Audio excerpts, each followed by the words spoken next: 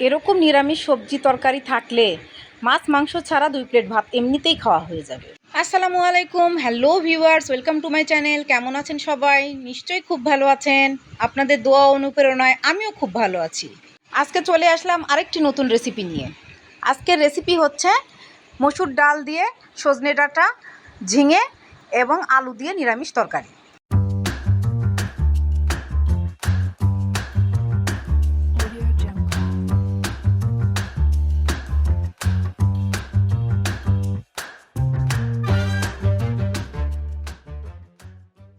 এই নিরামিষ তরকারি রান্না করতে আমার লাগবে সজনে ডাঁটা, ঝিঙা, আলু। এখানে 1 কাপ গোটা মসুর ডাল নিয়েছি। ঝিঙার খোসা ছাড়িয়ে গোল গোল পিসেস করে কেটে নিয়েছি। আলু মোটা ঝুরি করে কেটে নিয়েছি। সজনে ডাঁটার খোসা ছাড়িয়ে পিসেস করে কেটে নিয়েছি। মসুর ডালগুলোকে আমি অফ ক্যামেরায় বয়েল করে নিয়েছি। আদা, রসুন এবং জিরা একসঙ্গে পেস্ট করে নিয়েছি। সবজিগুলোকে বাগার দেওয়ার জন্য 5 ফোড়ন এবং গোটা শুকনো মরিচ নিয়েছি। এখানে পেঁয়াজ কুচি, রসুন কুচি, কাঁচামরিচ ফালি এবং 2টি তেজপাতা নিয়েছি। এইবার প্রস্তুত প্রণালীতে চলে যাব। রান্নার জন্য একটি কড়াই চুলায় বসিয়ে দিলাম। 1 টেবিল চামচ সরিষার তেল দিলাম। ভেজে নেওয়ার জন্য আলু ঢেলে দিলাম। এবার ব্রাউন কালার করে আলুগুলোকে ভেজে নিব। আলু ভাজা হয়ে গেছে, এবার ঢেলে নিব। আবার 1 টেবিল চামচ সরিষার তেল দিলাম। ভাজার জন্য সজনে ডাঁটা ঢেলে দিলাম।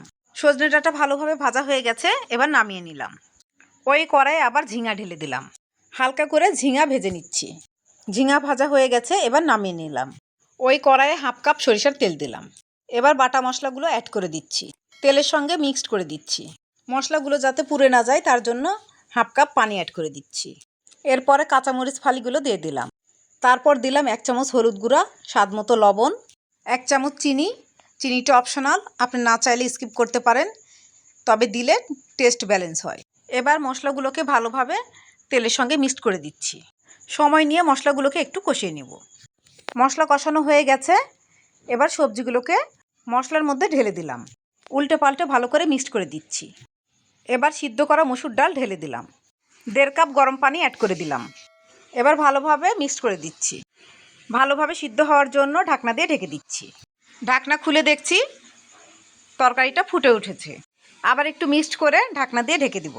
বাই দ্য ওয়ে, আমি রুথি। আমার চ্যানেলে নতুন হয়ে থাকলে প্লিজ সাবস্ক্রাইব করবেন। পাশে থাকা বেল নোটিফিকেশন অল সিলেক্ট করে রাখবেন, যাতে নতুন কোনো ভিডিও আপলোড যখনই করব তার নোটিফিকেশন আপনার কাছে পৌঁছে যাবে। প্লিজ বেশি বেশি লাইক, কমেন্ট ও শেয়ার করবেন। যারা ফেসবুক ও ইনস্টাগ্রাম থেকে দেখছেন, প্লিজ আমার পেজটাকে ফলো দিয়ে রাখবেন। বেশি বেশি লাইক, কমেন্ট ও শেয়ার করবেন। আমাকে এগিয়ে যাওয়ার সুযোগ করে দিবেন। অলরেডি যারা সাবস্ক্রাইব এবং ফলো দিয়েছেন, লাইক, কমেন্ট ও শেয়ার করেছেন, তাদেরকে ম্যানি ম্যানি থ্যাঙ্কস। নিরামিষ সবজি রান্না আমার অলরেডি হয়ে গেছে। এবার আমি নামিয়ে বাগার দেব। চুলায় একটি কড়াই বসিয়ে দিলাম। 1/2 কাপ সরিষার তেল দিলাম। তেল গরম হয়ে উঠলে 2টি শুকনো মরিচ ভেঙে দিলাম। সুন্দর অ্যারোমা বেরোলে 1 টেবিল চামচ রসুন কুচি দিলাম। একটি তেজপাতা 4 ভাগ করে দিলাম। এবার পেঁয়াজ কুচি দিলাম। তেলের মধ্যে ভালোভাবে মিক্সড করে দিচ্ছি। ব্রাউন কালার করে পেঁয়াজ ভেজে নিব। পেঁয়াজের কালার প্রায় চেঞ্জ হয়ে এসেছে, আর একটু ব্রাউন করব। এরপর 1 চামচ 5 ফোড়ন দিলাম। তেলের মধ্যে 5 ফোড়নকে ভালো করে ভেজে নিব। ভালোভাবে ভাজা হয়ে গেছে, খুব সুন্দর অ্যারোমা বেরিয়েছে। এবার তরকারির মধ্যে ঢেলে দিব। তরকারির সঙ্গে নেড়েচেড়ে মিক্সড করে দিতে হবে। এভাবে ঢেলে দিলেও হবে, আবার সরাসরি তরকারিটা কড়াইয়ের মধ্যে ঢেলে দিলেও হবে। এতে টেস্টের কোনো পার্থক্য হবে না। দেখতে এত সুন্দর লাগছে, মনে হচ্ছে এখনই খেয়ে ফেলি। দেখতে যতটা সুন্দর হয়েছে, খেতেও তেমনই টেস্ট হয়েছে। এই গরমের দুপুরে এরকম নিরামিষ সবজি থাকলে মাছ মাংসর কথা ভুলেই যাবেন। আপনারা বাসায় ট্রাই করবেন আর আমাকে কমেন্টে জানাবেন কেমন টেস্ট হয়েছিল। রেডি হয়ে গেল ঝিঙা, মসুর ডাল, আলু এবং সজনে ডাঁটা দিয়ে নিরামিষ তরকারি। নিউ ভিডিও দেখার ইনভাইট করে আজকে বিদায় নিচ্ছি।